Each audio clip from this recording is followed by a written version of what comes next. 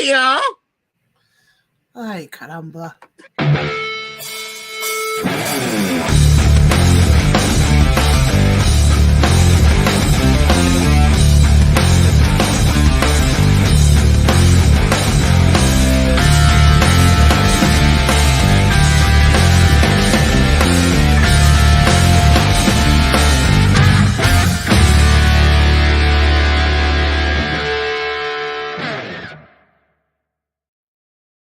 Good evening, everybody. And how are we doing for this live Around the World podcast episode right here on the new ATN Americans? Guys, you guys know you can always find us right at any social media site you can. Just search Around the World podcast or the new ATN Network. You can definitely find us all on there. Obviously, you guys know who I am. Let me introduce you guys to my partner here. He is the ring announcer for Creative Pros. He'll be ring announcing for them on February 18th for Top Guys Only. On Februry 17th, Victory Pro Wrestling, he'll be the ring announcer for them as well. And it was also announced this week that he will also be we won't make that announcement just yet. If also you need an ordained minister, he can help you with that as well. The one, the only, Sexy Ryan himself. What's going on? Hi, in name su Padre, Spiritu Santo. How the fuck are you? How you doing, folks? Welcome to this another episode of the Around the World podcast starring John Blaine. Now, and guys, we have a lot to get to because I had a show planned where we were just going to strictly do Royal Rumble talk tonight. We will still do that. But WWE decided to drop some bombs today on us.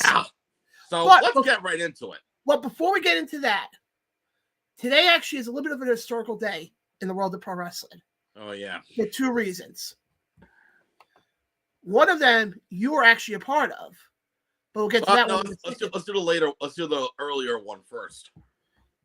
You mean the birth of some Hulkamania?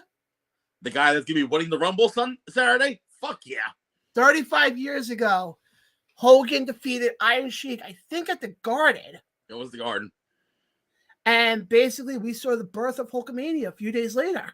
The guy who created Hulkamania. He created Hulkamania. Stinky baby, number one. But let me ask you this, though. Do you think we would have WWE as it is today if it wasn't for that fateful night 35 years ago?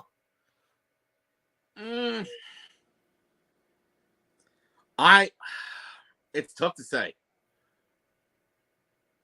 How so? It's tough to say, but honestly, I think like he was a box office draw in the 80s. Oh no, with that he basically got the whole he basically was the reason why Vince McMahon was able to do what he did. Wait, hold on, backtrack. Did you say 35 years ago? Yeah, in 1984. Idiot, that was 40 years ago. Okay, then wherever I read it, then they said 35. Well, clearly they don't know how to add. Because we're in 2024, and that was 1984. So if you do the math, folks, that's 40 years. Again, math wasn't my strong point growing up. Clearly, have you met us, parents? So, but in all seriousness, though, do you think we have? And folks, whoever's watching us, I'll ask you this question as well. Do you think WWE is where it's at today if it wasn't for Hulkamania being started?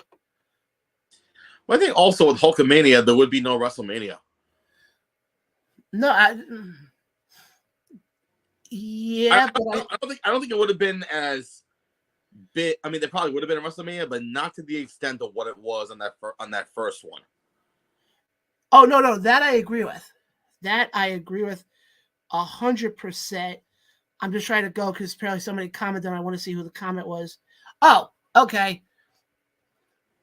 We have a comment coming in. Yes, Papa Dank, I am aware that it's 40, not 35. There you go. Well, also, Papa Dank's at that age, you know. I kid.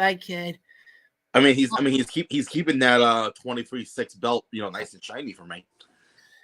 Yeah, when is he ever going to defend that belt? Oh, I'll make him defend it, all right. Ay, Maron.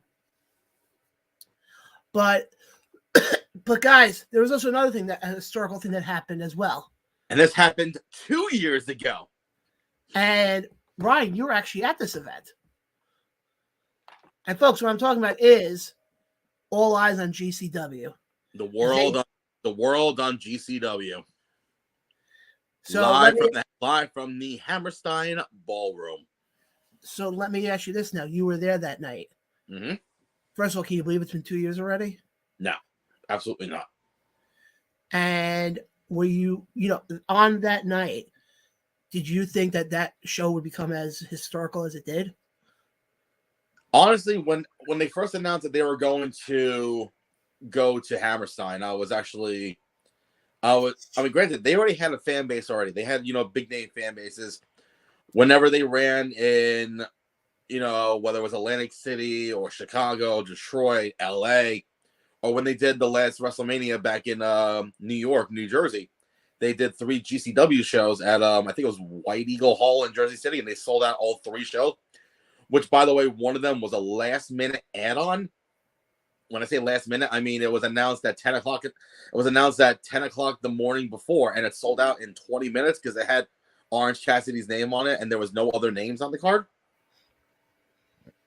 And GCW, they keep bringing in these, these high class names. Granted, the fan base, has that reputation of, being, what was it, mud show whore, something like that. It was something mud show related. But if you really look at the depth, they actually have like a pretty solid, decent roster. And when they announced they were going to Hammerstein, I was in shock. I'm like, wow, they're really going to pull off. What surprised me even more was that the day that tickets went on sale, without even one single talent announcement, they sold out, which is insane. That was their first time in New York City, if I remember correctly. No, that wasn't their first time in New York City, because they've done Melrose before, Melrose Ballroom in Queens. Okay. But this one was a big commercial style venue. Well, yeah, this building is much bigger than Melrose. Well, the fact that that building has a lot of history. Yeah, with I think ECW, Ring of Honor, Impact, or TNA. But actually, if you want your laugh, I can actually pull up the card. And I know most of the card. We don't need to go through the whole card and whatnot. But what I also remember was they purposely added, I think, 100 more seats to try and beat the original record, and they did. But if I remember correctly, wasn't the main event supposed to be Moxley versus No. That wasn't the main event. Wait, what was the No, the main event was for the GCW Tag Team Championships, as back then the current champions, the Briscoes, Mark and Jay, defended against Matt Tremont and a surprise partner. Oh, yes, because I remember that building shook. Oh, did that building ever fucking shook? And folks, if you don't know what I'm talking about, making his return to GCW that night after I think it was like 4 or 5 months away was MDK all fucking day, Nick fucking Gage. Yeah, I'm just looking at some of the matches on this card. Obviously, we're not going to go through all the matches, but some of the matches on this kind of stand out to me was you had Moxley defeated Homicide. One match I want to talk about quickly on that one. Originally scheduled, it was supposed to be Leo Rush against Jonathan Gresham. Oh, no. Sorry. Blake Christian against Jonathan Gresham. But unfortunately, Gresham got COVID during that time. So literally within 48 hours notice, they pulled in Leo Rush. And that was a solid fucking matchup. Oh, and the other thing I remember was Cardona took on Joey Janela. Oh, God. Oh, God. And he came out with the Mick Foley vest on. There was one other thing you forgot about his entrance. Oh, he did the Sandman's entrance. Technically, yeah, but the custom theme was his song, when the lights go on, Yeah. But it was to the tune of Enter Sandman. Yeah, but he was great. He did phenomenal. And then the only other thing I remember from that was, if I remember correctly, didn't Chelsea get involved in the match? Chelsea got involved in the match. I forgot. Oh, Marco Stunt made a return and got involved I in was the like, match. didn't Brian Myers also get involved in that match? I was gonna get to that, John. Okay. This is why you let the professional talk. Go ahead. I'll just sit here in the corner and suck on my thumb. So, I mean, you're used to sucking something. So, go on there, ring announcer boy.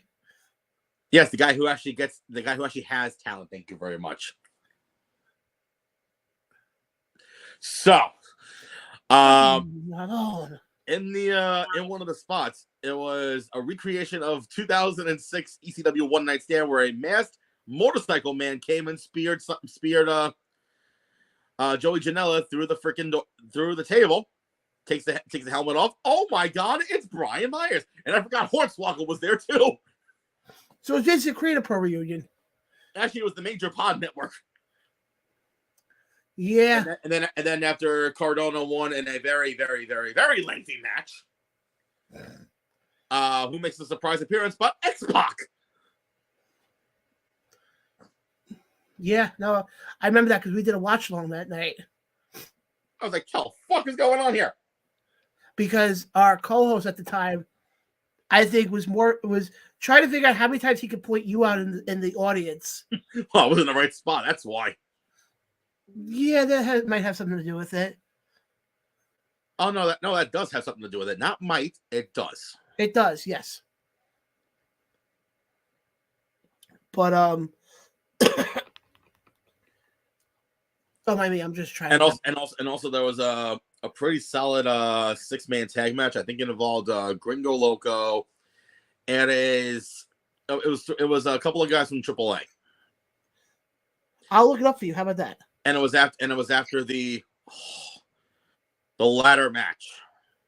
Oh, you mean the ladder match with AJ Gray defeated PCO, Alex Colon, G Raver, Tony Deppen, Jimmy Lloyd, and Jordan Oliver? Okay, I'm going to say this right here and right now, since the show is long gone. You remember the spot where I think it was fucking AJ Gray almost killed himself on the ladder? Yes.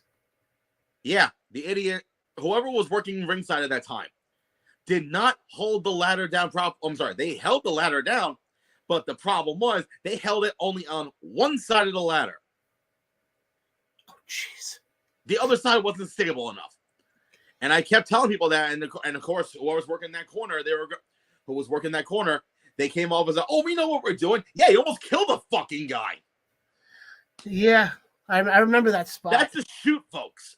That's a shoot because, someone who's actually seen, who actually watches wrestling, when there's a high fly spot like that involving a ladder that's 95% of the time not sturdy, you notice there's always someone holding it down by the full weight, not just on one corner.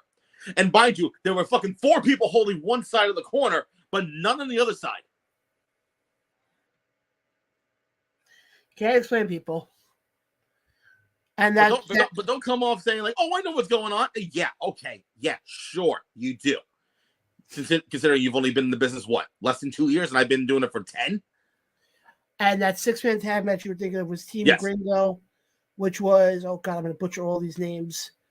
It was Gringo Loco, Arez,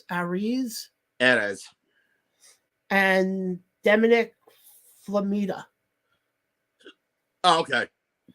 Versus Team Bandito, which was Bandito, ASF, and Laredo Kid. And that was a great fucking match too, especially if you remember the double tower chicken fight spot. Oh yeah, no, it's that match was definitely, but that whole card. I mean, the fact that we're talking about it 2 years later tells you how impactful that show was. I think especially seeing Moxley, and this was Moxley's first appearance since the whole thing with him going to rehab. Yeah, I remember that was around that time. Because, the crowd was chanting, chanting something very, very, let's just say non-friendly to your other favorite person in the whole world, Bully Ray. Yeah, but here's the thing, though. It's New York City. They would have done that, and they would have done that anywhere. Yeah, but New York, the crowd is I don't care. We've had this discussion before. the crowds in the city when like WWE or AEW are in Queens, or they're at, if they're at Arthur Ashe, Madison Square Garden, Barclays Center, or even UBS Arena, I think you kind of throw this in, because I consider UBS more of a Queens arena than Long Island. Give or take. They don't give a shit. Outside of that, when you go to any, like, if you go to MVP Arena up in Albany or Nassau Coliseum out by us, the crowd isn't so vengeful, like they want to rip your head off. Well, I mean, the Coliseum crowd was vengeful for fucking World's End. Well, that's because somebody started all the chants. Oh, yeah. Who could that be? I know who it was. It was the guy who got confused by where the Marriott was. Oh, yeah, that guy. What happened to him? Yeah, rest in peace. But yeah, so guys, that was more of like this day in pro wrestling history. But let's keep things moving here, because this day in pro wrestling history. You're having way too much fun doing that. Considering I found that out last week, yes, I am. But guys, WWE decided we're going to drop some news today. Yes, they did. And the first news was that started in January 2025. Raw, not Monday Night Raw. Raw will be on Netflix. According to reports, the deal is worth 10 years, $5 billion. But Netflix can opt out up to year 5 if they're not satisfied. Which is now bringing up a lot of questions now, and we're going to try to answer some of them right now. Well, I wouldn't say answer. I just give our opinions, but go on. Yeah, you know what I mean. You know what we usually do every week here. Well, I mean, I give my opinions, but you come off as like Sheldon Cooper. I think you know it all. I do not come off like I know it all. Folks, please answer that question. Do you think John comes off as Sheldon Cooper, a.k.a. Mr. Know-It-All? As he just snorted like a pig just now. First thing oh crap, somebody already commented. Oh God. Already? Wow. Thanks, Mark. Thank you. Ay, Manon. I come off like a know-it-all, apparently. Yes, Sheldon Cooper. I mean, John Blaine. So apparently, some people I'm the devil. Some people I come off, okay, I see how it is. Yeah, you're a condescending schmuck. Yeah, but if I'm a condescending schmuck, then what about that gift I got you? Oh, yeah, one thing after how many years of dealing with your bullshit? Yeah, but it's a pretty big thing I got you. That's what she said. That's what he said. That's what he said? Yeah, just stop. Yeah, Mark, I can't wait to see you either next Saturday. We'll talk more about that later. And then that's also what I will reveal Ryan's present. But yeah, them going to Netflix is like, what the hell? Oh, he said it's gonna be good to catch up with Ryan too. Thanks, Mark. Hope you don't choke on those empanadas like John will. Hey, those empanadas are good. Don't say anything negative about those empanadas. They're freaking good. Mike Morgan, if you're selling those glizzy empanadas again, give him 5. He'll be like, yes, please. Moving on. Hi. This person thinks, that I'm a Mr. Know-It-All. Fantastic. What has my life become? I'm not the only one that thinks that. Go on. That's one person. My Manon. Oh, front row mafia boys. Actually, I was gonna tag some people in there anyways in a second. What? Oh, really? Oh, John likes the glizzies of shit. Boy. They said go to college. They said I was smart. Where did it all go wrong? They said you were smart. That's where they went wrong. Seriously, where did it all go wrong for me? Oh, what did he say? Oh, I'm not even gonna. Nope. Hold on. The roast was a couple weeks ago, Mark. Yes!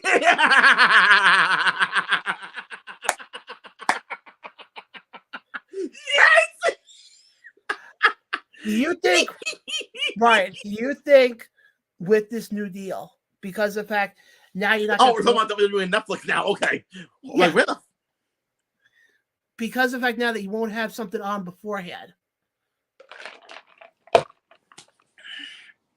Do you think, first of all, they go back to 2 hours now? Yes, please. Well, the biggest thing I'm curious to see now, are we going to get commercials? I mean, they got fucking $5 billion from Netflix. I don't think they need advertisements anymore. But my thing is this, though. Are we going to get commercials? And if we're not, what are we going to get in between now? Banter? Promos? I don't know. That's what I'm curious to see. But now here comes the other question. I mentioned this to you before we went live tonight. What are they going to do from October till January? Go on Peacock.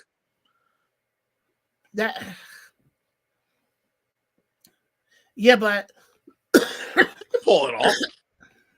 What, kind of get everybody ready for the eventual change? Yeah, use it as a warm up for 3 months. But okay, can you see this also backfired on them? I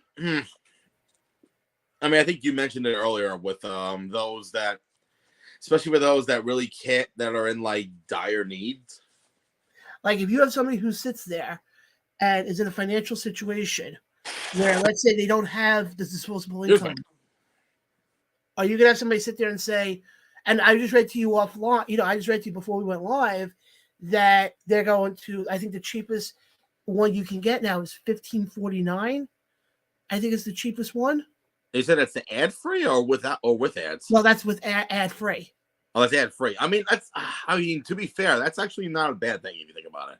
Yeah, but the thing is this: are you gonna put somebody in a position where financially they're not in a stable position, and it's like, okay, do I go subscribe to Netflix, or do I make sure my family has food on the table? But you also said this too. If they go to Netflix and this becomes somewhat successful, goodbye cable. Oh yeah, that's without a doubt. That's already going to happen. And that right there is like, at least, depending on the service, at least $100 more, depending on the service, depending where you live. Yeah, and that's going to be the big thing. Hold on, what is? Interesting question Merck brings up here. How is Netflix going to be able to handle the fact that they're going live now? Because I could be wrong here, but I don't think there's any live shows on Netflix. So I have a theory. I said this to you earlier, and I'm going to throw it out there right now. They never specifically said that it was going to be live. Yeah, they did. Oh, did they? Yeah, live every week. Oh. But they didn't specifically say what day. So my theory is this. If they want to, I said this to you earlier, John, and obviously in my head I'm thinking, it's not a bad idea. Let the schedule be from Tuesday to Saturday. Have Sunday and Mondays off. Here's why. Tuesday nights you got NXT, and especially in October you got NXT debuting on CW for 5 years, which is fucking insane and awesome for them. Wednesday and Thursday night, you can probably pull off house shows in between. You can pull off house shows. Well, then again, also, TKO said that they might be eliminating a lot of house shows. Yeah, well, that's been known for a while because they don't make money off of them. No, not really. So probably have Wednesday or Thursday, maybe have like a house show here and there. like here or there, depending on where you go. Friday But night, I also don't think that's fair, though. Friday night of SmackDown. Let me finish. Yeah. Friday night of SmackDown. Saturday, they can go back to the old way when they did Monday Night Raw and tape it. And then every Monday at like 6 p.m. they can release it on Netflix. Here's my only thing with that. I get what you're saying, but how are you going to avoid spoilers? What are you going to tell the crowd beforehand? Oh, nobody can post the spoilers? You know that's never going to work. Unfortunately, it's the way of the world. You got to get used to it. Second off, as far as what you said before, I mean, your idea does have legs to it. I'm not saying it doesn't. But are you going to really want to tape on Saturdays to record on Mondays and turn around and tell people, oh, we're live?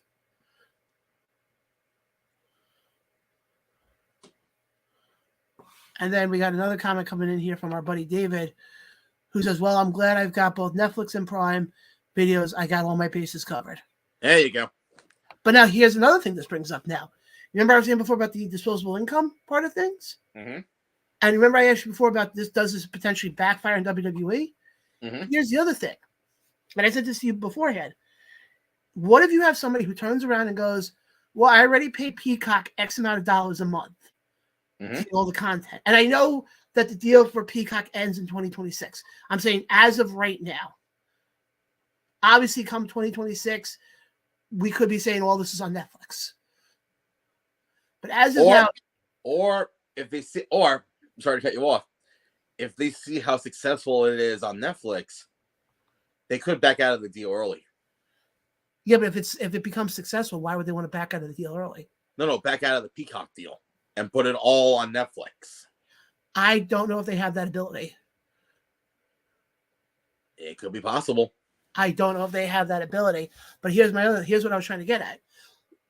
Let's say you have somebody who turns around and goes, I'm paying, what is it? I think it's $9.99 a month for Peacock. I think it's less than that, but depending on what's go on. Depends on what tier you're at. Why would I want to pay $15 a month to get more content when I can just watch clips of it on social media? So I'm curious to see if you're going to get people who are going to turn around and sit there and say, well, I'm not going to watch Monday Night Raw anymore. I'm going to go watch Dynamite. Because you also have to remember one other thing. Dynamite might switch days here. Dynamite, I think their deal with Warner Brothers, I think, is also coming up the end of this year. Yeah. So who is to sit there and say that Dynamite doesn't decide to go on Mondays? Then what are you going to tell somebody who's a wrestling fan?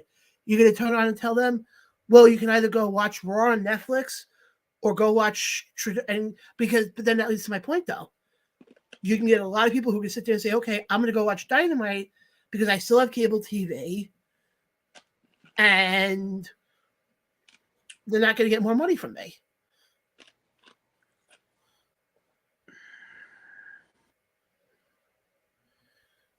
You see why this whole thing leads to a lot of questions?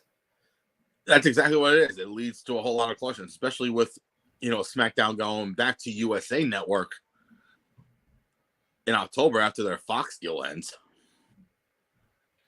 And David actually asked an interesting question here. He goes, I'm wondering whether we're going to be charged extra for PLE events or whether they're included in the subscription charges like the network. And it's going to be interesting. Like, it could be set up almost like ESPN Plus, where ESPN Plus, I think you pay $7.99 a month. But then if you want to get a UFC pay-per-view, you have to chalk up another $60. Yeah, I heard that too. And I mean, WWE is partners with UFC, so that's another possibility. And Mark brings up the point he's brought up a couple of times about Mark, nobody has seen this is the Monday Night Raw. Dave LaGreca on Busted Open said it today perfectly. Monday Night Raw has been on linear TV for 31 years in regards to being on USA Network. Mm-hmm. And it was cutting-edge TV. When the WWE Network got started in 2014, that was cutting-edge TV. Or that was cutting-edge technology. Now you look at them going to Netflix, this is going to be cutting edge. This will be incredibly cutting edge for one reason. Because now you're going to get the people who are going to sit there, and what's funny, we were talking about this last week, because I remember there was reports last week of them possibly going to Amazon, to Prime. Mm-hmm. And I remember I made the comment last week, why would you want to do that and pay whatever it is for Amazon, or you're going to watch it Monday Night Raw? At least with Netflix, at least you have those other possibilities. And from what I'm reading, supposedly they're going to be doing a lot of documentaries for the WWE, and a lot more stuff will be coming out beforehand.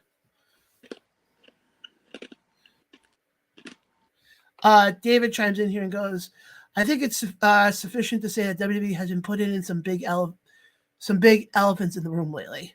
Yeah, they have. That's an understatement on that one. But honestly, I want to ask whoever's watching this, leave in the comments below.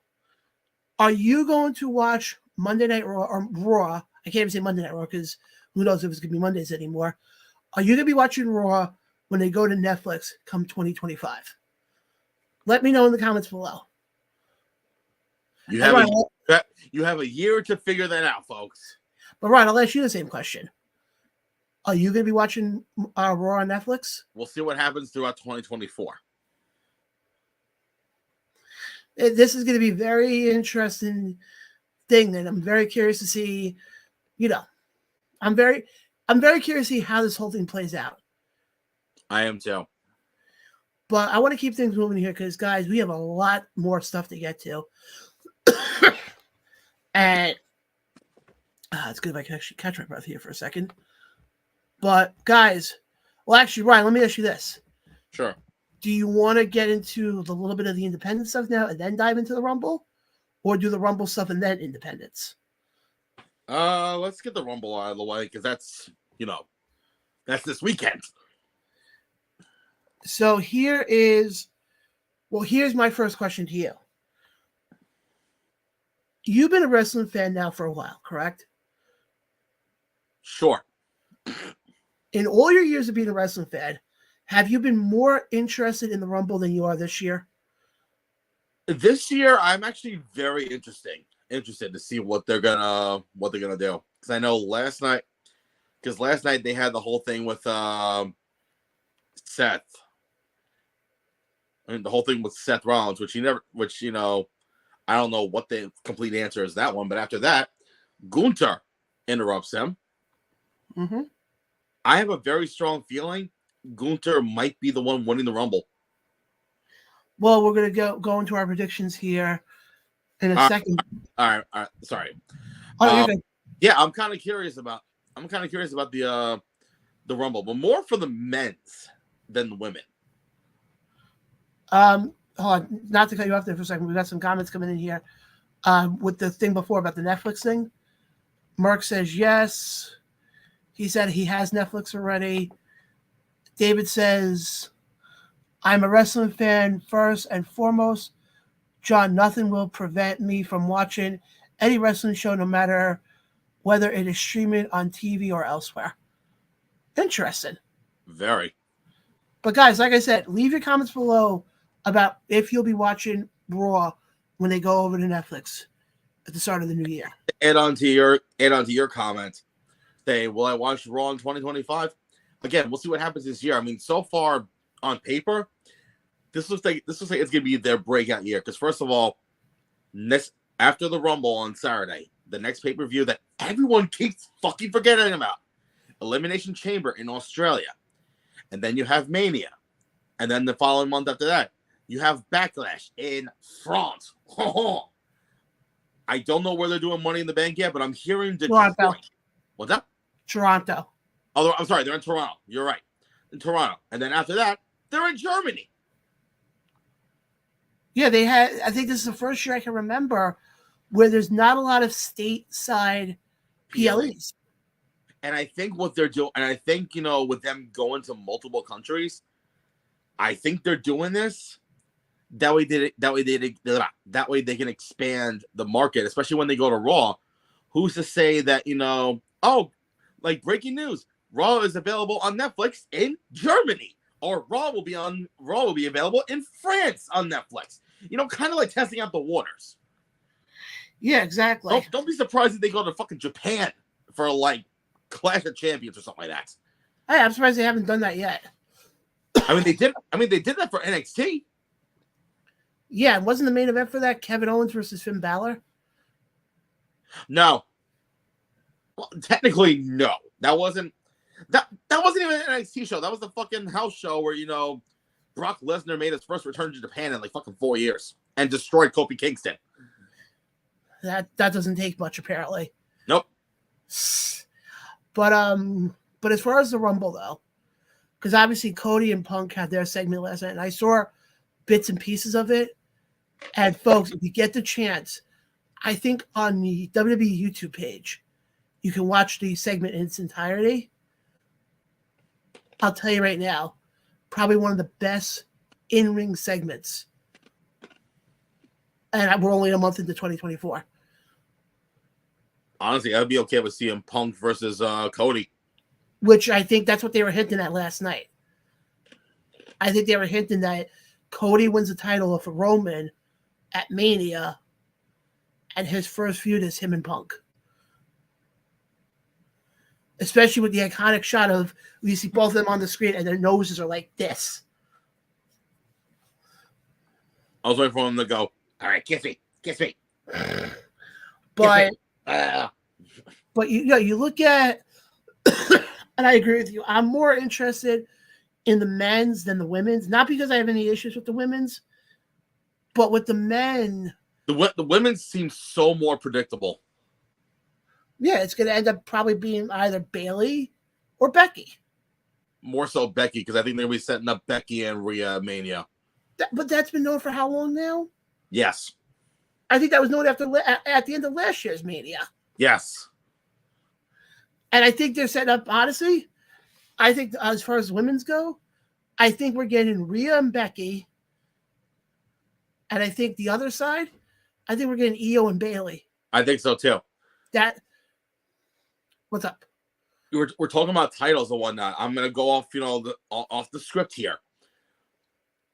Talking about the longest reigning Intercontinental Champion in Gunther. I have a few theories of who might potentially dethrone him. And who would that be? Well, obviously, the biggest one everyone's talking about is him and Brock Lesnar. That's the biggest one everyone's talking about. Okay. But there was something that happened. There was something that popped up over the weekend. That would be very intriguing if they really want to run it back. And that would be? Pete Dunne. Oh, wait, Butch is not no more. Butch is dead. Now it's Pete Dunne. And if they want to really throw it back, that could be their rematch from NXT TakeOver New York in 2019, 5 years later. Well, I give you where Walter at the time dethroned Pete Dunne after his long title reign. So who's to say 5 years later the tables will turn in Pete Dunne dethroning the longest reigning Intercontinental Champion in Gunther? Well, I told you who I think it should be. Chad Gable. But the thing is, they're not utilizing him as much. That's the problem. No, not Chad Gable. Who? Ilya.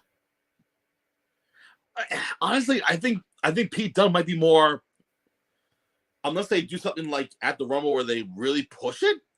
I'm sticking with Pete Dunne, honestly. Him or even Tyler Bate. You honestly, I think I read something that's in Gunther's short run up on the main roster. He has has more 5-star matches than anybody. Mm-hmm. Oh, hell yeah. And I think you put him in the ring with Ilya, with Pete, with freaking Tyler Bate. Hell, even a broomstick. and you get a 5-star classic. Hell, his bouts with the Miz were solid. Yeah, because I think a lot of it is with Gunther. He does it simple. He keeps it simple. And also, you don't know what his finisher is going to be. He's not predictable. Haven't I talked about that before on the show? Yes, John, we know you have, because you're the Sheldon Cooper of the Around the Rose podcast, and you think you know it all. I don't know it all. Trust me. Says the guy who has a Dave LaGreca shrine in his closet. Actually, I don't. I have a. I have that right there.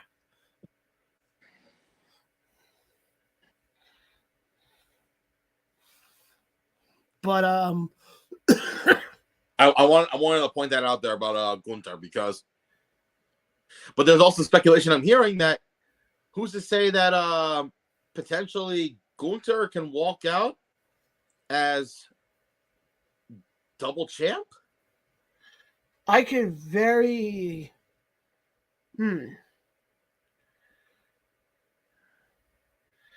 That would be an interesting move, to say the least. But also you have Damian Priest, who has the Money in the Bank briefcase, which I have a feeling he is going to cash in at Mania. I thought he was going to cash in last night, to be honest. I don't know what the. This may sound controversial to some, but I'm saying it right now. I think him with the briefcase right now, it's kind of degrading him a little bit. How do you figure? Because it's coming off that, it's his briefcase. Yet others are making the decision for him. I've said it to you before. I think they're setting up for him to cash in at in Mania. Yeah, but you have fucking Rhea Ripley making the decisions for him? Because they're playing off the whole mommy character. Can we just bring up Baron Corbin just for one night on the main roster and just give her an end of days and that's it? Seriously. He did it with Becky Lynch. Now I think she would honestly, I'll say it, I've said it before about Rhea. Rhea right now is the modern day China. I've said that before and I'll say it again. And with Merck said it best. I think he's gonna turn face. Yeah, I think he will. Oh yeah, they're set up. They've been teasing that for the last couple of months now. I think now with R-Truth in the picture, I think it's gonna happen even further. Which, by the way, I'm loving that shit. I was gonna say the stuff with R-Truth. Oh my god! Remember the segment where he was talking about his time in the Judgment Day, and it's just him CGI'd in all the other moments. Oh, especially when he turned around and said, "When I was a baby and I came out of the womb." I told the doctor, Tom and Nick Mysterio. I don't know who they are, but when he said that, I was fucking dying. I'm like, Tom and Nick Mysterio. I fucking can't. Oh, new person watching the show. You may actually know him. John Gleischer. He works with Savage. I thought I heard some rumblings. He actually wrote a interesting thing here.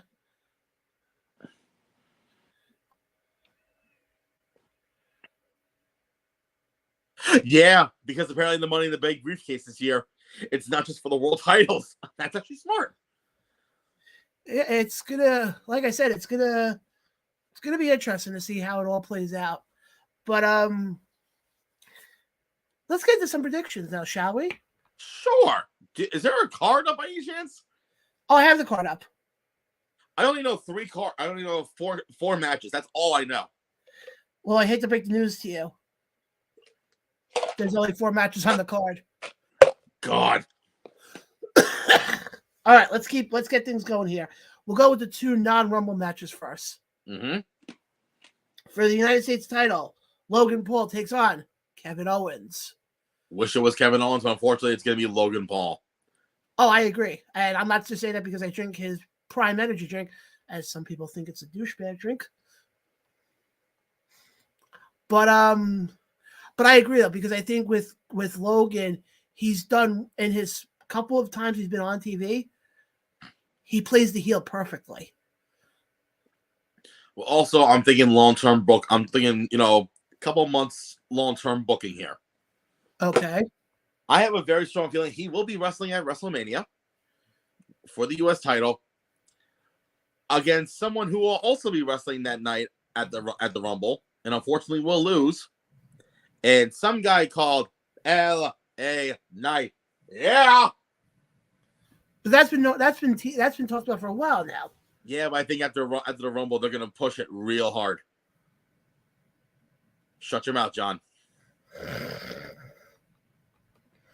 They're gonna push it so hard for months, for the next couple of months.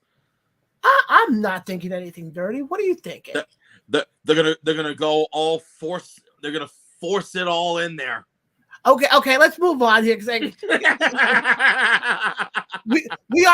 we are adult oriented here. We are not dirty minded people. Yes, I am an adult.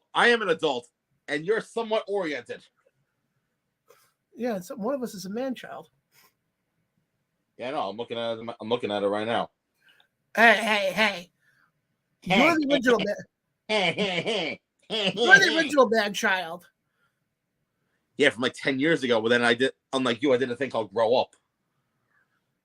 I've grown up too. I'm grown up too. Then why do you sound like Justin Bieber is still trying to go through puberty? Yes, I said it on the air. Moving on. Because, baby. Oh, sorry. Don't ever sing Justin Bieber again on that show, please. Oh, I'm sorry. I forgot. I got a secret Swiftie here. Now. Yeah, because we all know I'm the problem. Yes, because we all know you were trouble when you walked in.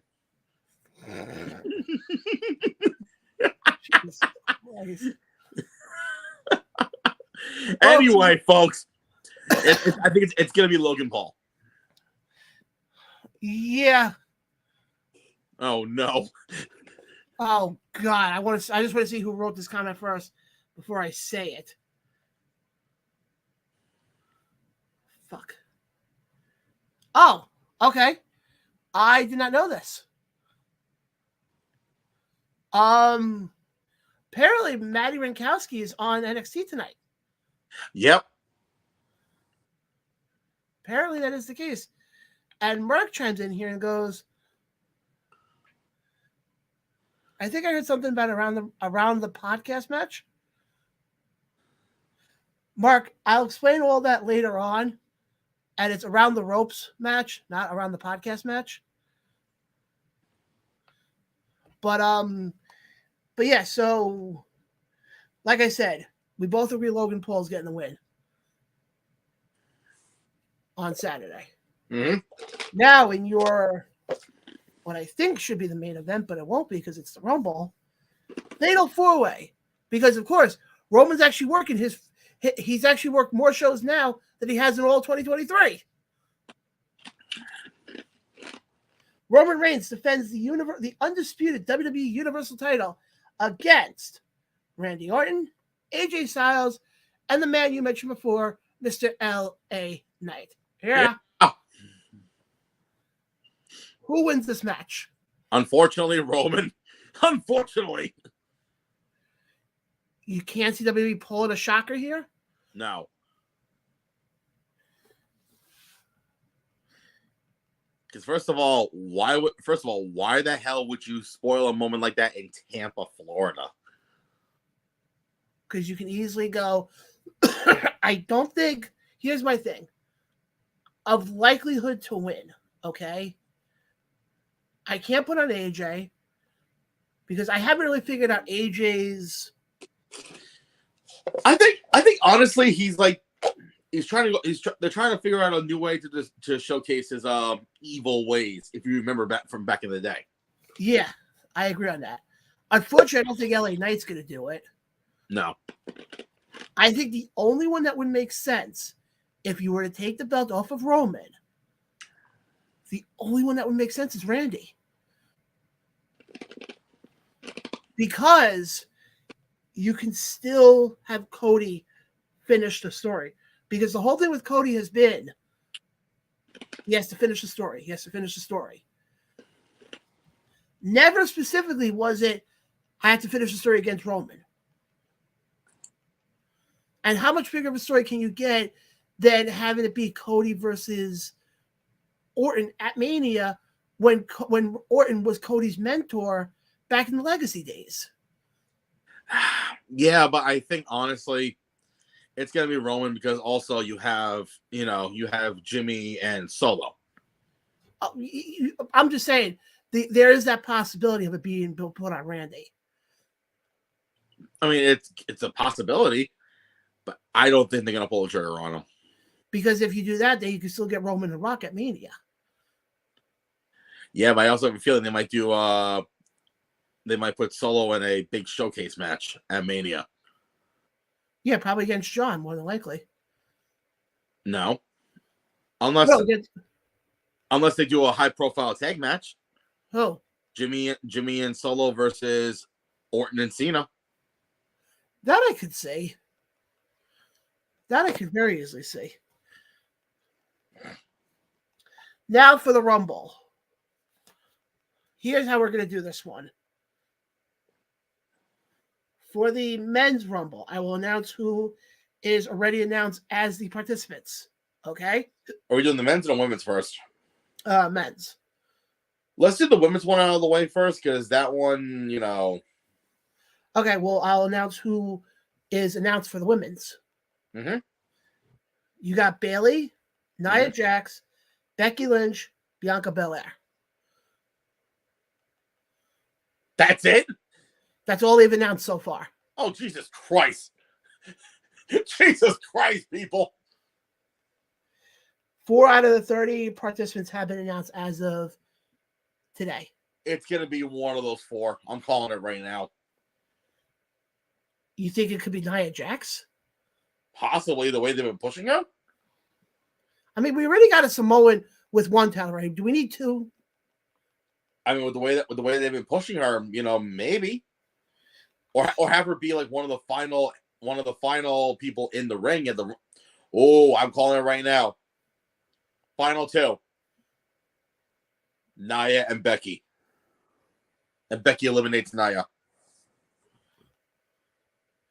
Why do I think I could see that happening, unfortunately? Which I think could make things very interesting. I don't know, Glizzy, man. We got another comment coming in here from Paulo, who is an independent wrestler from upstate New York, who says that Gunther will win and then he'll go to challenge Seth Rollins. Yeah, I can see that. She also thinks that Nia will win the Rumble. I mean, I did say it was one of the 2 people. To me, I think it's got to be Becky. I'll stick to my gun on that. I've said it's gonna. They've been pushing for Becky and Rhea.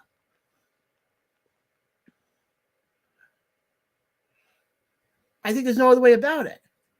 Listen, as long as they don't pull a fucking Cena Batista 2005 where both of them were eliminated at the same time, I'm good. Hey, it could be worse. It could be Santina Marella.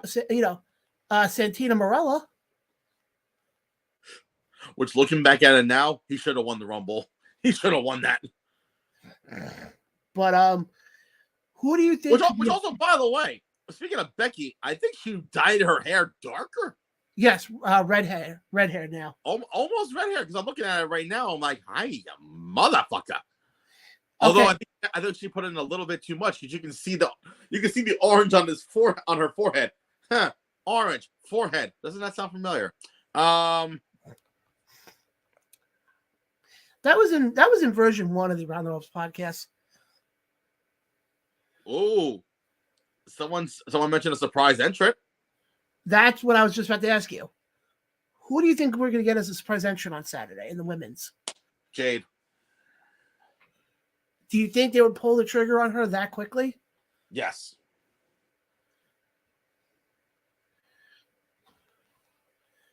I got another possible theory. There's a few of them I'm thinking of. Who else?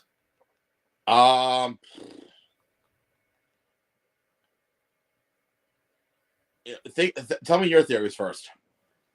I got AJ Lee. That's another one I've been hearing for a while too. I got AJ Lee. Which if that's the case, I'm fucking popping as hell on that one. I agree about Jade. I just don't think they're going to pull the trigger on her this quickly. They will.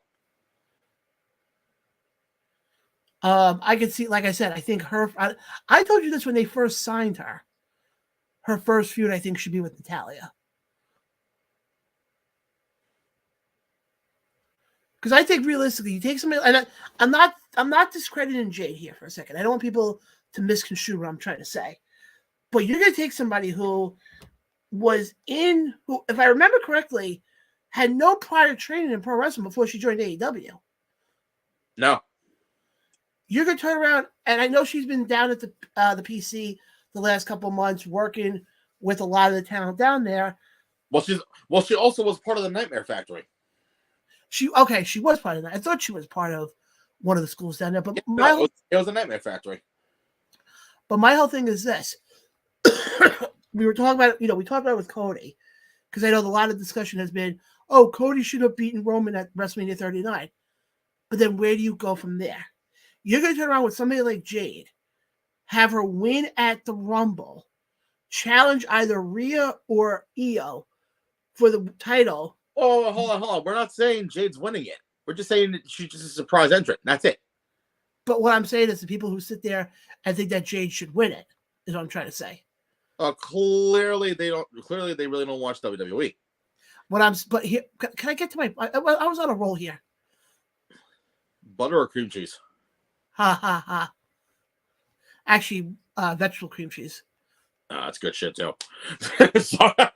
But you're gonna take somebody like Jade, have her enter to the Rumble, win the Rumble, challenge for a belt. Where do you go from there then?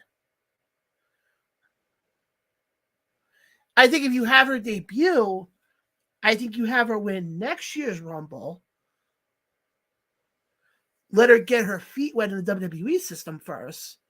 Well, I think if you have her debut at the Rumble, and then she shows up at the following NXT. There's also that part. I think that's why they would do that. And then AJ Lee coming back. I'm trying to think who else. Well, now would you consider somebody like Lita a surprise? No, honestly, not as much, honestly. I got another one. How about Lisa Marie? Oh, what the frick was her last? Oh, Victoria? Yeah. Because I'm thinking that she might go into the Hall of Fame. I got another one. Mercedes Moné. I don't know if she's clear though. Oh, I have another one. Oh. Trinity. Yeah, that I could see, especially after what we saw this past at the last of the tapings. Which, by the way, her and Jordan Grace, great fucking matchup. Thank you. I'll look to see who commented this, but we got a comment here saying Jade will hold on. Jade will be too new to have her winning. I'm not saying she's winning. I'm saying that she's going to be entering. It's not going to be long. Shut up, John. No, but all I'm saying is you're going to get the people who are going to sit there and say, oh, Jade should win it. Jade should win it. She should go challenge Rhea. I'm like, then where do you go from there? Those are the same type of people who actually spend $500-600 on the fucking replica belts, but can't afford $5 for a bar deodorant. I have to shoot too. Oh yeah, I'm straight up shooting tonight. Oh shit! Apparently, there's some breaking news on NXT tonight. What? There's a new general manager. Is that Shawn Michaels? Nope. Tell me it's The Rock's daughter. Bingo! Oh God, why? I just got the notification about that. Oh God. That to me would be very stupid, in my opinion. Just because her daddy is now on the board of fucking hell. Oh, here's an interesting one. How about Michelle McCool? I wouldn't even see that as a fucking surprise. Because also, yeah, Taker's doing his one-man show on Sunday. I'm surprised people don't sit there and think that Taker's going to be a surprise. No, but when we get to the men's one, we'll be talking about some surprises I got in mind. You're going to make the trip down there. I knew it. Oh yeah, I'm entering number 3. I'm gonna get eliminated by number 1 and 2. I'm gonna last longer than Santino Marella. Yeah, but I mean, according to some people, Cheyenne and Mike Morgan, apparently you and I are getting entered into the freaking battle royal for Ace. Hey man, it's possible. Hey, you never know. Although I'll be the one eliminating him. You're funny. You are funny on that one. But hold on, I just want to see something because we did have a comment coming in here from Mark apparently put it out there that we're apparently in the Rumble. Shit. Ow. I don't think you can go to the ring and go, "Oh shit."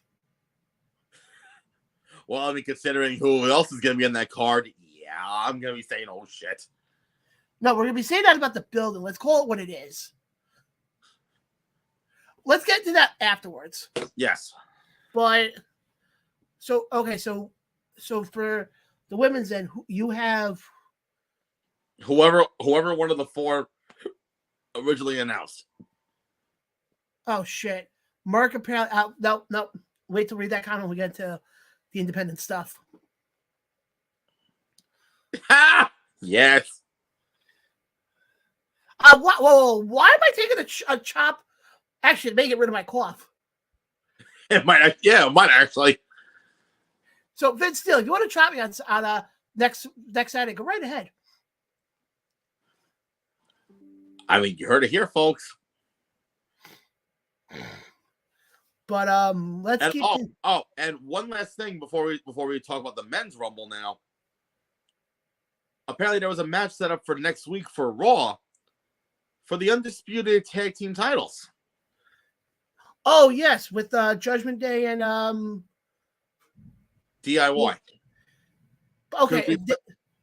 Could we potentially see them with lose the titles? Do you pull the trigger now though, or do you wait till Mania? I have a very, very strong feeling somehow Priest and Truth are going to be in a tag match at Mania. Against each other? Against probably Finn and JD.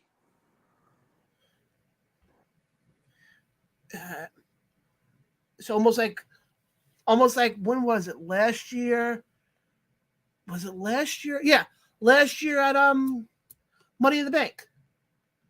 Yep. When they did Roman and Solo versus the Usos. Yep. But we do have a couple of comments coming in. Brandon Dunn, who's a first-time watcher, I guess said nope, I guess, to one of the things I was saying before. Was it Brandon P. Dunn by any chance? Yeah. No, Brandon J. Dunn. Brandon. Oh, yeah, I know who that is. Oh, okay. I had no idea who he is. But, so let's go over to the men's now. Would you like me to read you the names of who's already announced for the men's? Is it more than 4? Is it more than 4? I'll tell you exactly right now. Hold on. It's 1, 2, 3, 4, 5, 6, 8 of them, actually. Ooh, a whopping 8. He said you might know my ring name. Yep, I know exactly who it is. Would you like to enlighten us on who it is? Nope. Okay.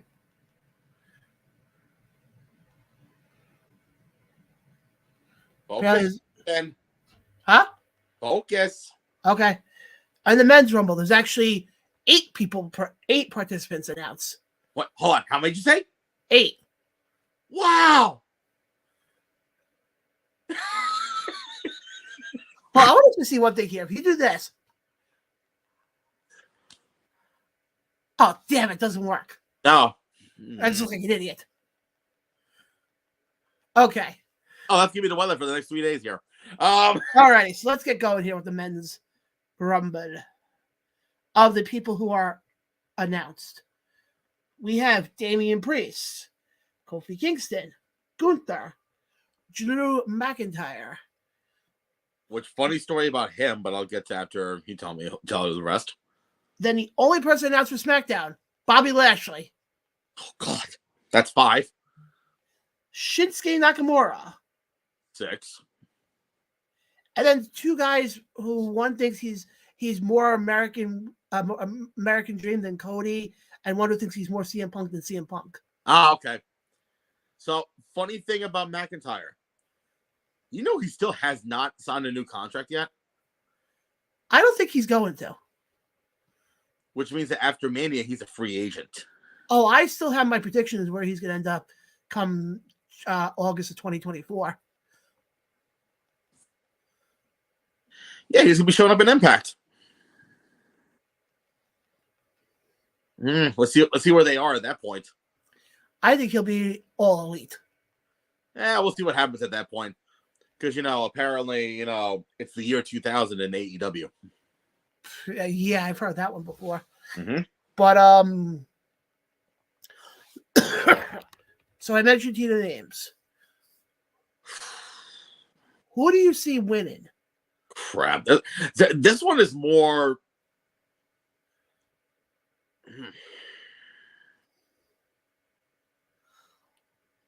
This one is more difficult to decide.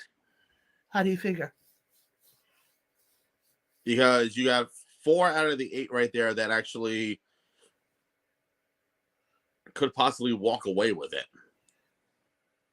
I'm just looking at the list here right now. Other than Kofi or Nakamura and Bobby Lashley, this is just of the names announced already. You can make the argument for any of them. You can make the argument for Cody, Punk, Drew, Gunther, and even Damian Priest.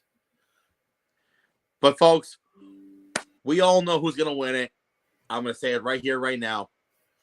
Making his in-ring return since 2012. The man with the 23-inch pythons himself. 24. Hey, it's better than, comparing 35 to 40. 24-inch pythons, brother. And that is the immortal Hulk Hogan, brother. Because what you gonna do when Hulk Hogan's gonna run wild on you? I was saying, you try to imitate Hulk Hogan or Bear Bronson? Because I'm gonna bust. Okay, you can see Bronson, if you're watching this, I love you, buddy. Okay, you can see Bear Bronson in action on February 18th at Creative Pro. Great plug, by the way. And also, you can catch his fiance, Gabby Forrest, in action that same day as well. I got some shameless promoting whores. Thank you, Mark. But moving on now. Who do you see possibly? Well, okay, let me go back to the winning. Who do you see winning? I'm kind of with you on that one. For those 5 that you mentioned, I'm gonna cheat the system here. I'm gonna pick any one of those 5. I can tell you right now who I'm gonna go with. Either Cody or Punk. I wouldn't even go Cody on this one. Gunther? Drew? I'm going Punk. Of course you are. Because then you can use the chamber, because folks, that is the next pay-per-view coming up. You can use the chamber to then set up Mania. Because you'll still have time in between to tell a good story. Which, by the way, folks, if you live in the United States, the Elimination Chamber will be starting at 5 o'clock in the fucking morning. Oh, we're doing a watch along that day. I forgot to tell you. Fuck off, no. Yeah, you'll be up bright and early doing that shit. I'm still gonna be dead asleep in my fucking bed. Well, actually, here's the problem. I don't think I'm going to be doing a watch along Because if I remember the date correctly, I think I have plans to go up to Oneida that day. Oh shit, it's the 24th, isn't it? Yeah. Yeah, because some guy who doesn't like to go to indie shows in his local area, he decides to drive 3-4 hours away. Hey, aren't you glad at least I pronounced the name correctly? Yeah, but aren't you? Yeah, but again, isn't there some sort of big event that's happening that weekend as well? Something that we could be a part of as well? The 24th? Yeah. Some might say it's psychotic. Let's see what happens with that. You see, his little 20-watt light bulb in his brain actually works. Yeah, but right, here's the thing. I might be getting paid for the 24th. Yeah, you might be stealing my announcing spot, just saying. But that's another Actually, I got some news on that. I'll tell you afterwards. Oh God. Yeah, it's happening, isn't it? Possibly. Yeah, okay. Yeah, but so much for calling me. But whatever. I'll explain to you after the show. Fine. I am not on. Yes, Psycho Circus is what we're talking about.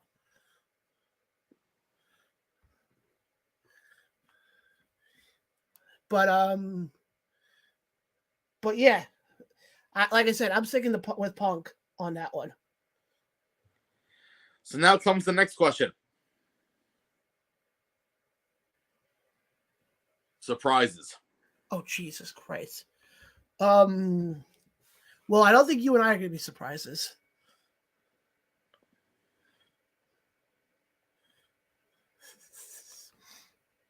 We might be surprises in other Rumbles coming up, but not that one. Oh, God, no. Oof. I think we're going to get Sheamus coming back. I don't know, because I think he's still injured. I don't even know. Are we going to get, we're going to get, the Lobster song? Sorry. It's a shameful thing. Lobster head. A careless man who can wind up dead. But, okay, I got another one for you. And this guy we haven't seen on TV since he lost his title to Samoa Joe at World's End. You think Max? Possibly. Here's the thing, though. He has a dislocated hip. Okay, yeah, good point. So I don't think he's going to be doing that. Unfortunately, I still think we're getting Hogan. I hate to say it. If not, it's going to be an appearance somehow. And I'll throw another name in there. Well, if that's the case, then let's throw him mouth of the South, Jimmy Hart. No, I got another name. Because you're in Tampa, and I think 90% of the wrestlers live in Tampa. Yeah, it's WWE's retirement home. What about The Rock? Yeah, possibly. And throw in Undertaker, too. Oh, God, no. You realize what's going to happen? Undertaker's going to be a surprise entrant now.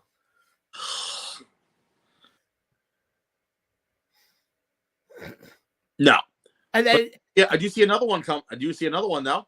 Oh. Lesnar. Mark, I'm going to hold off on that comment for right now. Well, they were saying Lesnar was going to be a part of.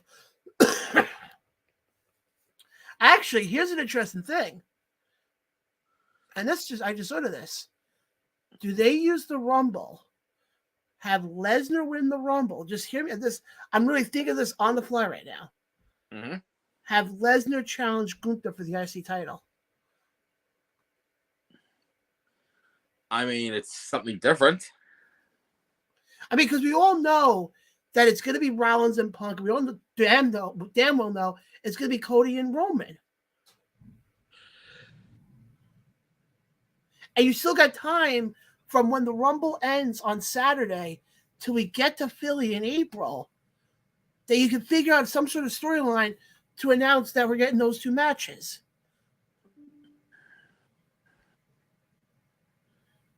So why not have Brock win the Rumble and challenge Gunther? And you could have Brock turn around and say, look, Gunther, you've gone through everybody in this roster in your historical run, but you haven't gone through me yet, and I'm the beast. So if you think you're that big of a man, come see me in Philly. What about that? That'll be interesting. We got another comment coming in. Merc thinks we're getting Okada at Mania.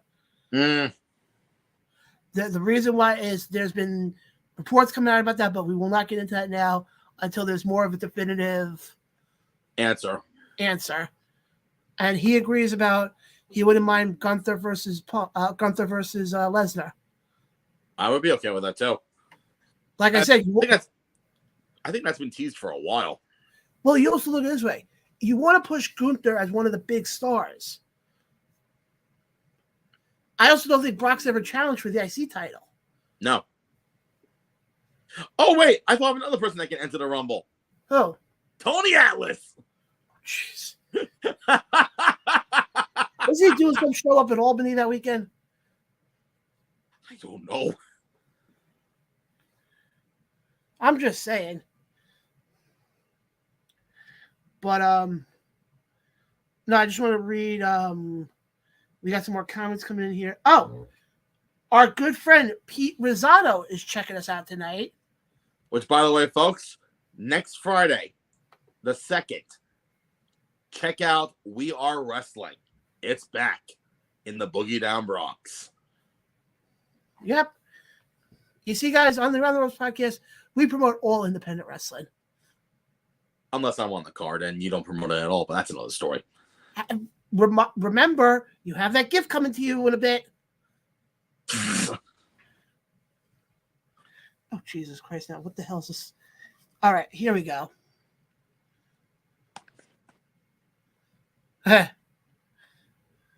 Wait, how come? Yeah, thanks, Pete. He goes, look at John being all slim and all great and slim. Can't even read it. I'm going like blind here. And then there's Peterson, just being Peterson, but we love him anyways.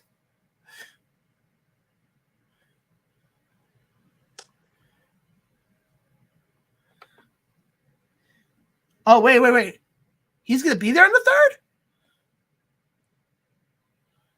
3rd? Is he? He just said he's going to be nice to you on the 3rd. No, he's going to be nice to you until the 3rd. Oh, until the 3rd. Hey. Turn that shit off. Oh, wait. That we have to turn off? Pete, you realize it's 2024, not 2015, right?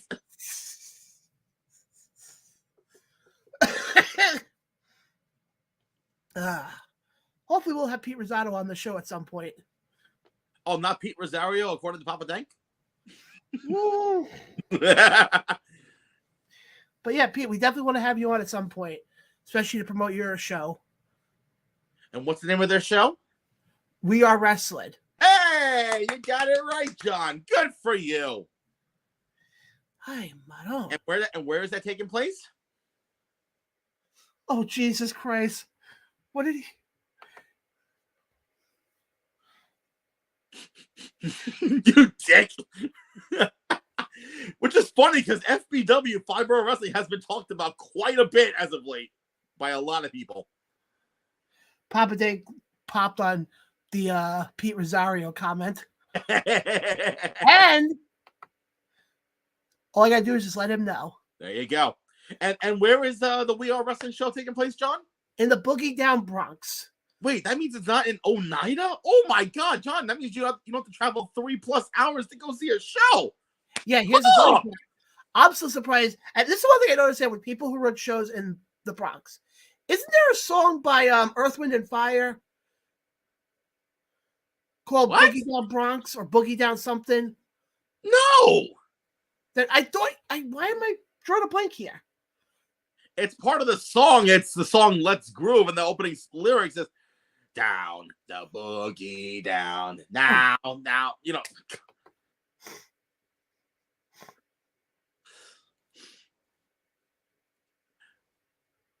Find the date and let me know.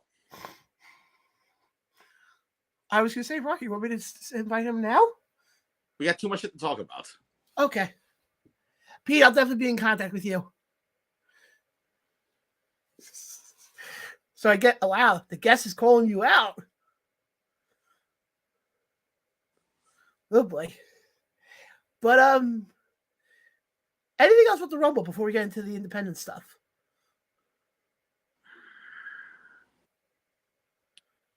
I'm trying to think, honestly. I'm also trying to think of like potential, like who would actually be in the Rumble. A lot of people are. Some people are saying some indie god might show up, but I doubt it. Oh, I mean, yes, despite the fact that his wife now is getting pushed big time. So I mean, if he shows up on Saturday, I'll be very shocked. Oh, you're gonna freaking pop big time, dude. Oh yes. Oh, okay. Apparently, he does have Tuesday night open. Breaking news. Announcing it right here. Next Tuesday, we got the owner and operator of We Are Wrestling, Pete Rosado. Pete, if you're down, well, you're booked. You're booked. I'll have Ryan do the introductions for you. Oh, you're damn right I will. So oh jeez.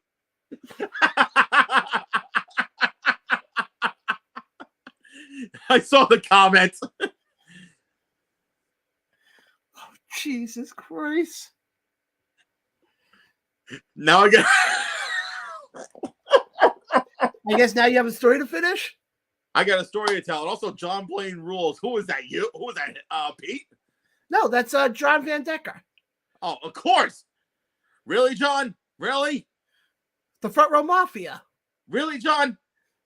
You're saying the guy who wouldn't come to WrestlePro back in December because he was too busy marketing out to Swerve. Really, dude? Really? Yeah, but you could have come to Brie with me on Saturday. Front Row Mafia for the John Blaine win. Okay, so that's John's only fan. Fantastic. That's Pete Rosado. Well,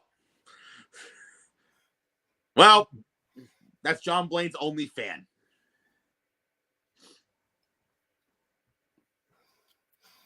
No, we are not sponsored by OnlyFans yet. Oh, shit. He only lives 15 seconds away from WrestlePro.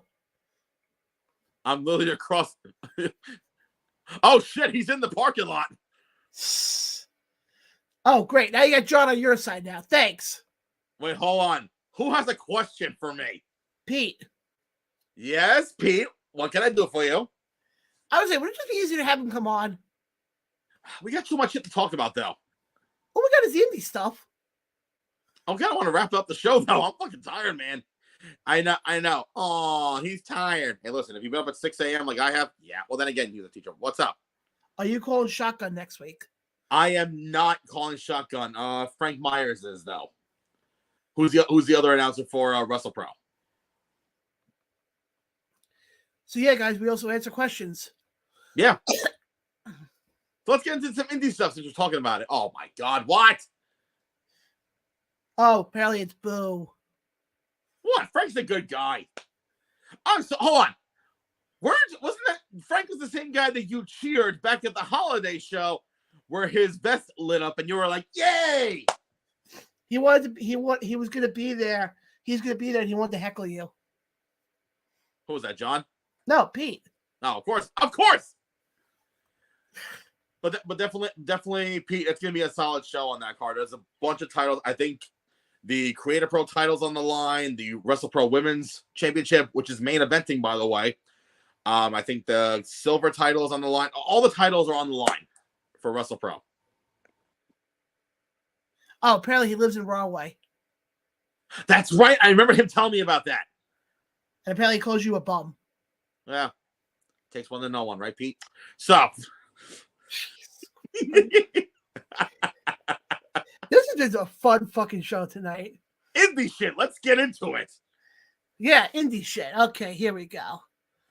Well, let's go. Let's actually go through oh crap, there's more comments. Oh geez.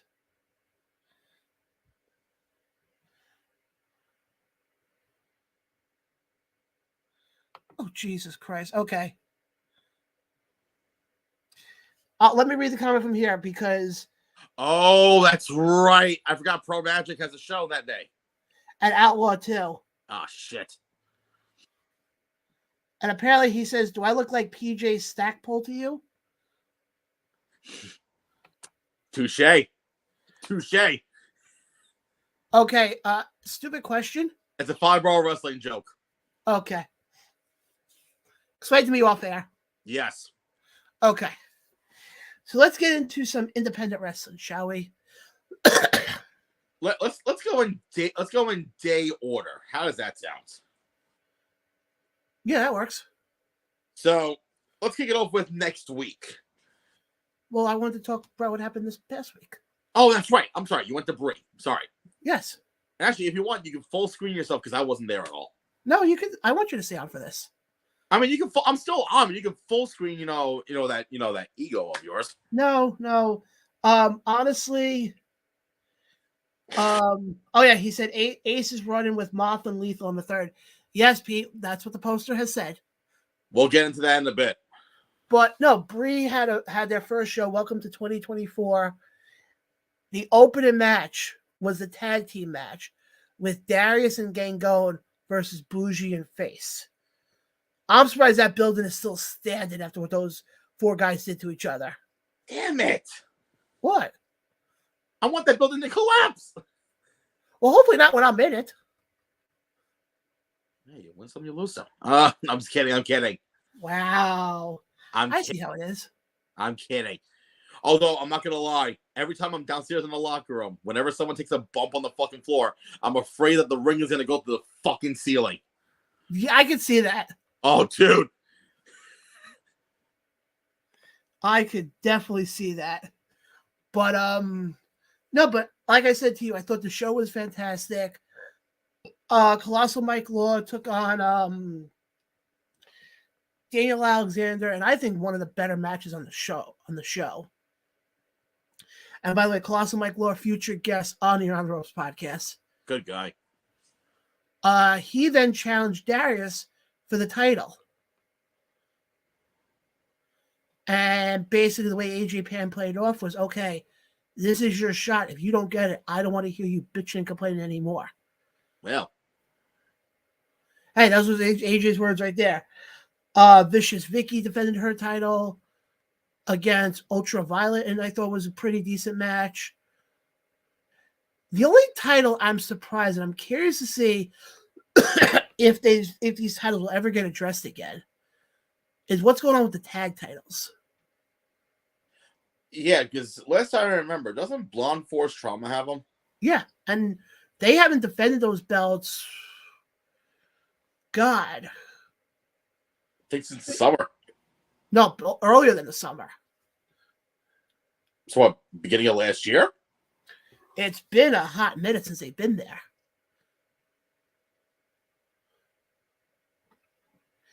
And I know the comments could be, they're the longest reigning Brie combination tag champs. Yeah, because they never defend the freaking things. They haven't been there in about a year. So I'm curious to see what Anthony and AJ do about that going further. The one thing I will say though, in regards to the tag title match, not the tag match, was they actually used part of this podcast in that match. Here we go. It's not me having a massive ego. I'm just saying. Gangone didn't trust Darius. And that was the big thing. If you guys remember, Gangone last week on the show made a whole thing about that.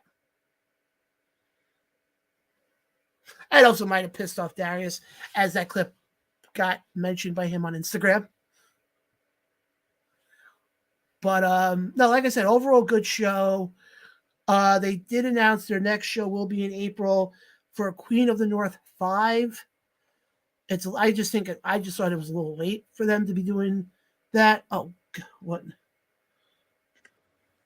Oh, yes. Yes. There is one thing I can confirm. During the women's title match, Ultraviolet threw Vicky on top of Jon, and he did not spill his beer. So I can confirm that.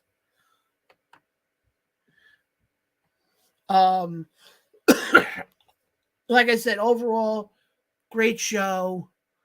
And they're doing their Queen of the North 5. I think April 20th was what the date I kept hearing.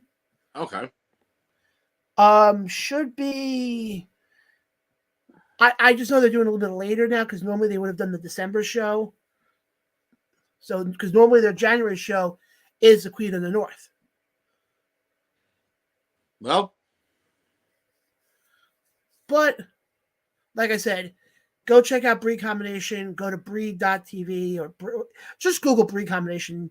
You'll be able to watch the show, and you'll probably see me in the background because I sat on the side of Hardcam. First time I ever did that, by the way. So and also, go ahead. No, and the other thing I'll say is, first time I actually sat for an entire show and I didn't go walking around like I usually do. It was a nice feeling. But again, guys, go support Breed Combination. They do put on they do have some great talent there with people like Mike Law, Vicious Vicky, Darius Carter. I can't believe I just gave Darius a compliment. What type of person am I? Hey, how dare you disrespect Darius Carter? I think he's... How dare you disrespect the All-Father? I think he's a phenomenal... Hey, I have his theme song on my playlist. But the comment you just said, I can't believe I'm giving him credit. Really, dude? Because he's very talented. Because you're supposed to hate the guy.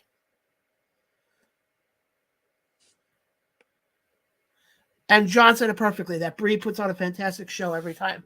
They put on good shows, but they also put on very underrated shows. But like I said, definitely go check out Breed Combination. Go to any other social media sites. You'll definitely find any of the stuff they have coming up. But Ryan, let's go into what's happening this weekend on the independent scene.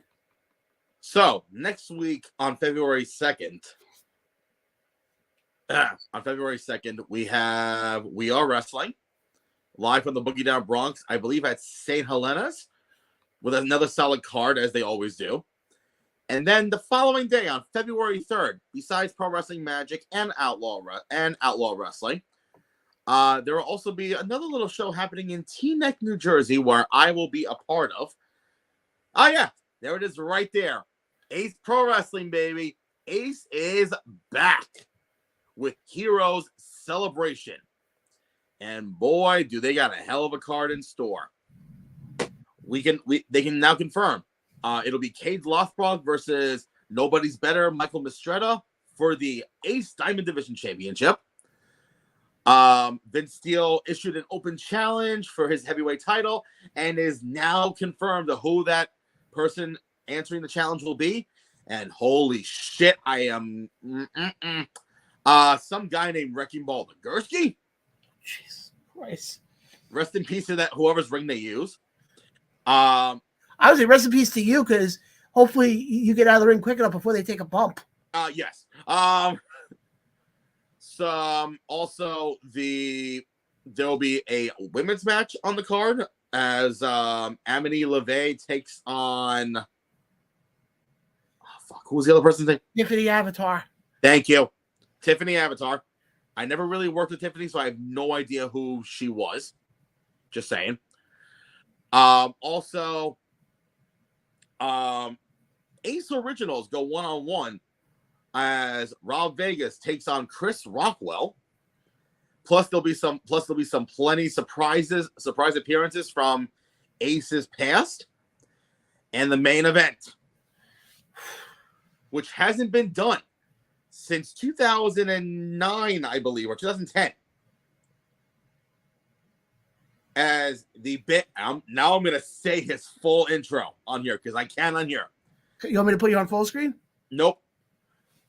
As the Bayonne badass, the Boricua beast, the man who needs no introduction, but deserves one anyway because he is a fucking indie wrestling legend and the true king of the motherfucking North, Danny fucking Moth, goes one-on-one against an Ace Original, a former Ring of Honor World Television Champion, and a former Ring of Honor World Champion, returning home to Ace since Lethal Injection back in November of 2022, Jay Lethal.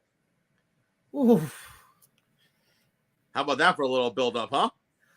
Finally, how did it feel to finally get to announce his name the usual way? Oh, I need a cigarette now. Oh. But yeah, guys, that happens February 3rd, live in Teaneck, New Jersey. As it was mentioned last week on the show, as we did have Cheyenne and Mike Morgan on, which apparently Cheyenne is not Mike and Mike is not Cheyenne. That was the best. Tickets are available at the door. I think it's $20. $25, okay. They're not doing online sales, which I think is smart.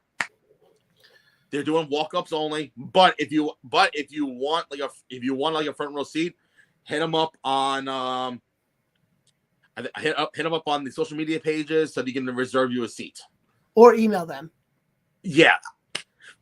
Either way, just that way they have it on record. Yes. But guys, and also you get to have some good empanadas. Oh my god! Especially with some of the flavors that they were saying they're bringing. Hoo-wee! Yeah, I'm already salivating at that. So I'm gonna start fasting on Wednesday night, and watch. The two of us are gonna have a tray each of empanadas on the way home. No. I'm gonna say this right now. I'm gonna set it up. I'm gonna do the colon cleanse on Wednesday. Clean up my entire system before Saturday.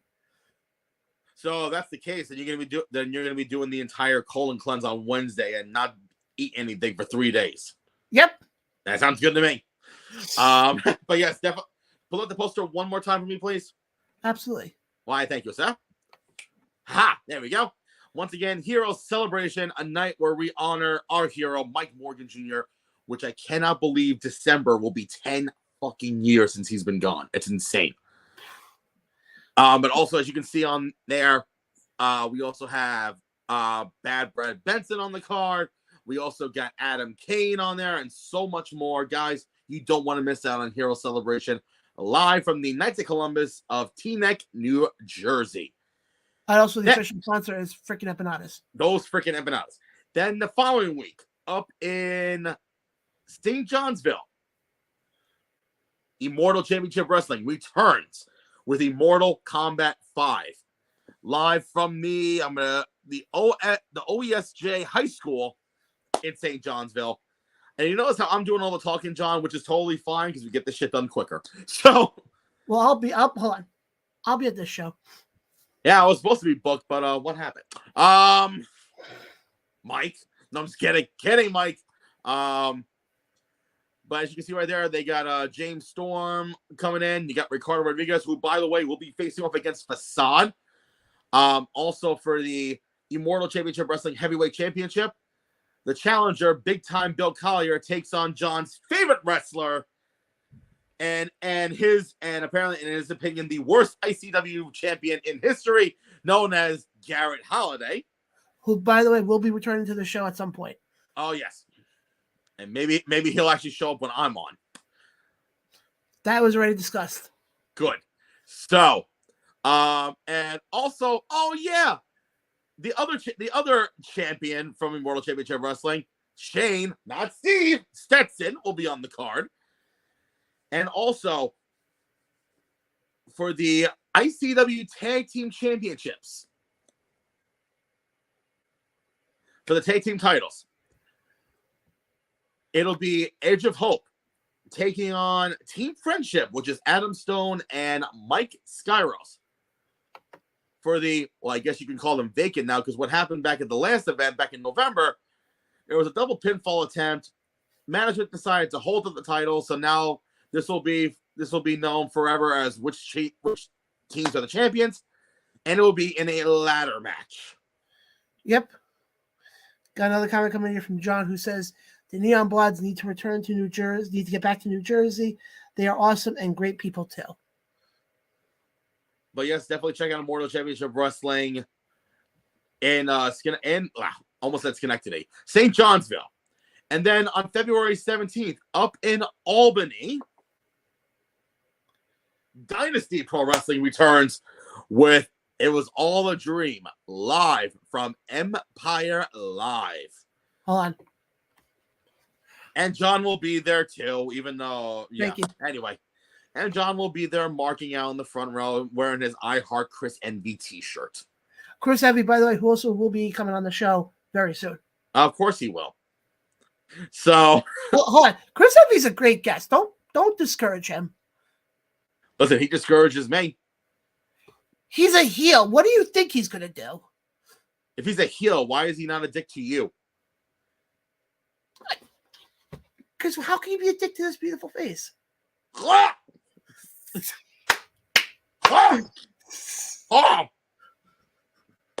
Wow.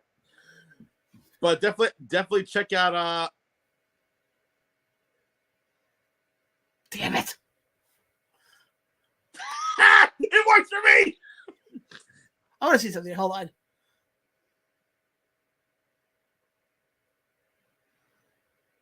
God damn it. Stay tuned. Actually, you mentioned Dynasty. Stay tuned because we will have an interview being dropped sometime this week that I did with Fox Vineyard, not Vineyard, as I texted that to somebody. Fox Vineyard. That's what happens when you're doing talk to text in your car. So stay tuned for that. Like I said, Chris Envy will be coming on soon. More likely we'll have one of the commentators from Dynasty coming on, either Kristen or Johnny Patches. You guys know damn well the backstage correspondent will also be on here at some point. You all know that. And possibly some other talent before we get to February 17th. Also want to make a quick mention, February 24th, the next set of tapings for UWE will be happening, which that will be fun to be back up there and not have what happened last time. But Ryan, anything happen in the end of March? Well, first of all, there's two other events that's happening in February that I'm on. Oh, yeah. I was going to get to that in a second. Hold on. Oh, my God. You see this what happens, folks, when he talks about stuff that he's going to be at? Well, no, because I forgot I put those towards the bottom. Dude, I have a lot of pictures on here. And yes, folks. So, also on February 17th, I will be on the mic once again with Victory Pro Wrestling, as you can see right there on Long Island, as they present the King of New York tournament. Leave that poster up for a hot second. As you can see right there, a few of the participants in said tournament: the Big Boofa, Desmond Cole, the artist known as Jake Lang, the Igniting Dynamite JJ Dose.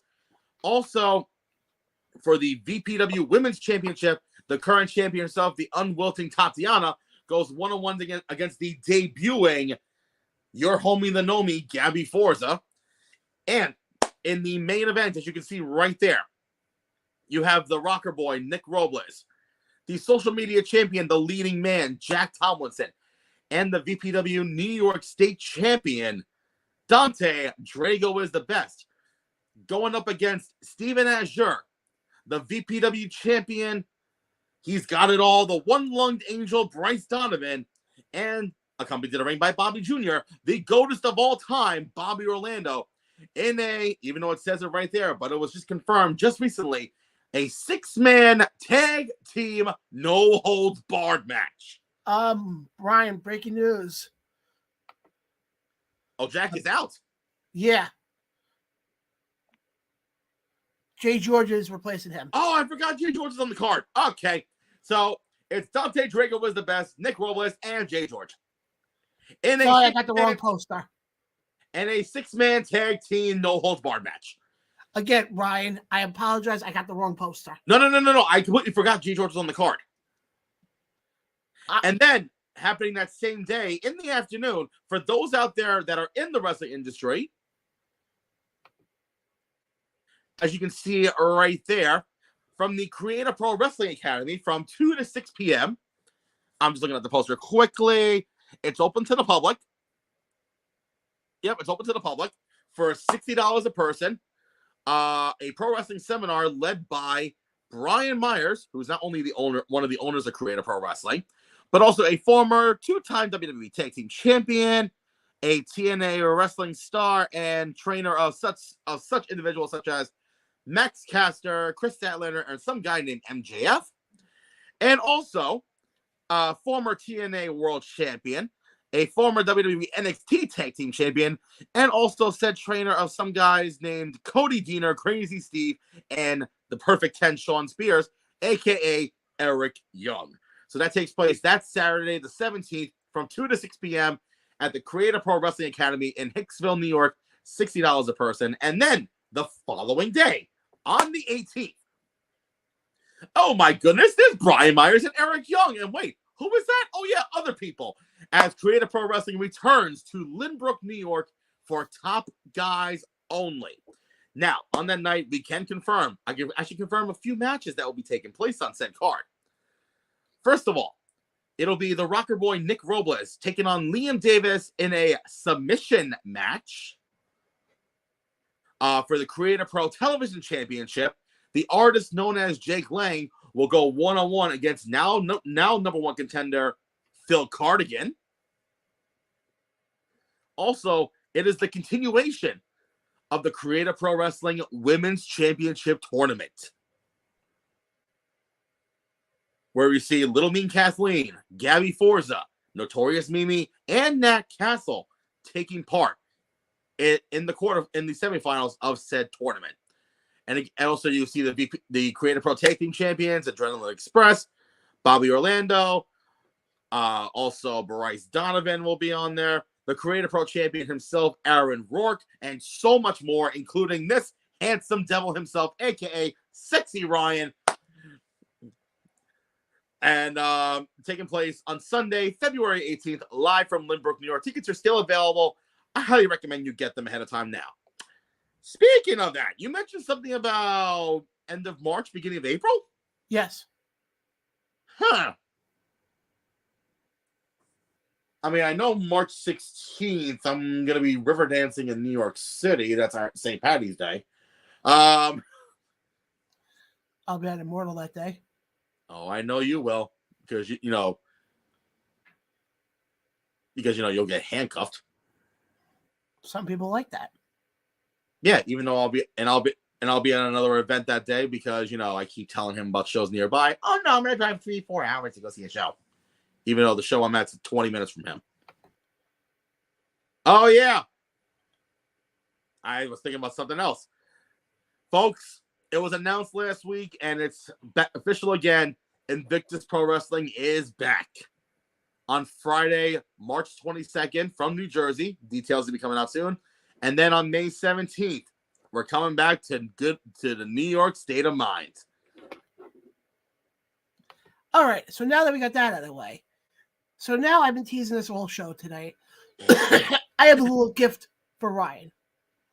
And what is that? Because it was just announced, even though you and I both knew about this for a long ass time. But you always say I undermine you. You always say I try to come off like I'm Sheldon Cooper. I don't know why I'm doing my hand like this, but just work with me on this one. What if I were to tell you? Dun, dun, dun, dun. Well, look at that. Yes, folks, as you can see right there, Thursday, April 4th, the start of Wrestlemania week in the city of brotherly love. Yours truly will be taking part in the first ever Rex Fest. 5 hours of wrestling from 5 different promotions featuring some of the best talent out there today. Excuse me. And I will be set announcer for a couple of those events for now. Yes. And actually, I'll hold off on mine till I do final thoughts because I have a little bit of a speech with mine. Yeah. I'm trying to think what else off the top of my head. But yes, folks. And hopefully that will be the first of quite a few bookings for me that weekend. Maybe. Hey, maybe we can see you announce night one of WrestleMania. No. How about Send and Deliver? Done. How about Ring of Honor Supercard of Honor? Oh, sorry, Bobby Cruz, you're out. Oh, I got it. Battleground. Actually, because we'll both be there that weekend, I wouldn't mind going to check out Battleground. I'm kind of debating on that too, actually. Yeah. Because I've been in that building before, obviously for Icons, but I've never been in there for a Battleground show. I've never been there for a wrestling show, period. And it'll be cool to be in that building with all the history that building has. But I'm trying to think if there's anything else to talk about. No, I don't think there's really anything else. Okay, then. So let me do this now for final thoughts. Go ahead. Hold on. No. You're going first. I'm going first? Yes, you are. Okay. Crap. Final thoughts. Well, as you can see, as you just heard me say for the last 20 minutes, I'll be at Ace Pro Wrestling on the 3rd, VPW on the 17th, Creator Pro on the 18th, possibly an MMA event I found out on the 10th of February. Oh shit, speaking of MMA, April 20th on 420. No joke. I'm back at Mohegan Sun for Reality Fighting MMA. March 22nd, Invictus. May 17th, Invictus. April 4th, Rex Fest. And you can follow me right down there at X at Ryan_MC92. Instagram and Facebook, it's my name. If you miss this, if you don't see this face, what the hell is wrong with you? It's not Patterson. Yeah, it's not Patterson. Okay? But yeah, definitely give me a follow there. And now it's time for John to talk about his final thoughts while I try to catch my breath. Hold on.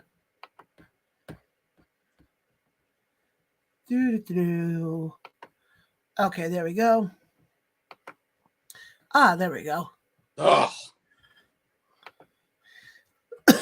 Guys, that's where you can find me on any social media. And you remember I mentioned before about how, we had another graphic to show, but I wanted to wait till this moment. Let me take that off for a second. Let me pull up that graphic. That's the graphic I want to talk about for a hot second. It was announced a couple days ago that, hey, Lance, what's going on? Around the Ropes podcast will be live as we are the official post show for RexFest. And this absolutely blows me away. You would have told me 2 years ago that a show I basically got the green light on with help over the last couple of months from Ryan and other people, that I'd be a part of WrestleMania weekend. I would have said you're nuts. I would have said you're psychotic. I would have said, what Kool-Aid are you drinking? You may want to not drink anymore because I think it may have expired. But this also shows something else. This shows validation for the work that's been put into the show. The work that's been put in the show for the last 2 years is what got us to the dance. Doing the post show 7:00 that Thursday night will be arguably one of the biggest accomplishments, biggest milestones for this show. And a lot of that I attest, I'm going to take myself off the screen here for a second. A lot of that I attest to the help of this man right here. Oh. Me? Yes. Oh. He may bust my chops on a lot of stuff. But with him being a part of the show, this show has gotten to levels I never thought would be possible. I may bust his chops, call him an overgrown man-child. Oh, wait, no, that's Pete Rosario. Yeah, Rosario. But we don't get here, Ryan, without you and I basically braving the storm. And folks, if you know the storm I'm talking about, you know exactly what I'm talking about. So the fact, and I was at work when that graphic got announced, and I had a moment. I actually told somebody today, I had to hold back tears when that graphic came out, because it meant the show is becoming something. In some people's eyes, yeah, we haven't made money on the show, but I don't give a shit about that. I don't care about making money on this show. Yes, would I love to at some point? Absolutely, I would. But right now, just us getting the name out there, getting some notoriety for the show is the biggest thing I can applaud. And we're doing that now. It's slowly but surely happening, but we're getting there. So those are my final thoughts for tonight. I want to say thank you to everybody who's a fan of the show, who has supported the show from day one. Obviously, there's so many people I can name here, but I'm not going to, because then this may turn into the Oscars. But I think it's safe to say, when it's all said and done, and I said this before, 2024 was going to be a big year for this podcast. I meant it. And we're not even a month into the new year, and we're already jumping leaps and bounds ahead of where I thought we should be. So those are my final thoughts for tonight. So what do you think? I think that's the best. I'm gonna get to the comments in a second here, but wow. Let's get to the comments and then call it a night. Yeah, because it looks like we got quite a few comments coming in right now. Yeah. Okay. Lance goes, what's going on, guys? Lance, what's going on with you? My sister chimes in here and goes, John, why does it sound like you're losing your voice? I'm not losing my voice, Jen. It's just when I get to, I'm trying to hold back tears because I didn't think this was ever going to happen. Lance is feeling the same way. He thinks Rex Fest will rock WrestleMania weekend. And Merck chimed in because I see it on here. He goes, you guys are amazing. Mark, I appreciate that, man. Appreciate it, dude. But, folks, I think it's safe to say, I think it's time to wrap it up. And I'm actually going to wrap up the show for us. Let me do it for once.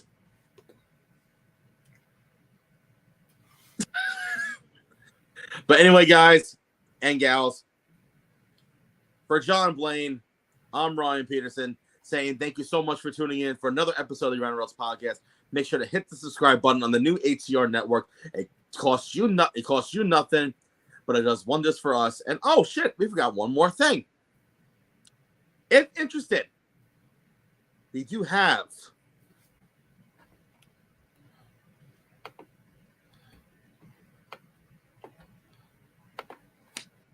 there we go. We still have bags of our delicious coffee, courtesy of our friends at Motor Oil Coffee, or as I call that, organic crack in a bag, because that is so good. And you can have it ice cold or piping hot. Larry, you're watching, it's a nice piping hot beverage. Honestly, with the way the weather's been, I'd rather have it hot than cold. Exactly. Even though I had iced coffee this morning going to work. But folks, again, we have, we still have bags available. If you're interested, shoot us a message on our social media pages. Give us your address. That way we can calculate the shipping, yada, yada. You know how it all works. And make sure to hit the like button, like and subscribe button on our YouTube channel, as I said. And hit the like buttons on our social media pages, on our Instagram and Facebook pages. Otherwise, folks, We hope you all have a wonderful rest of the week. And we hope you enjoy the Rumble just as much as myself and Mr. John Blaine will be doing. And we'll see you all next week right here on the new ATR Network for the Around the Ropes podcast. Catch y'all later.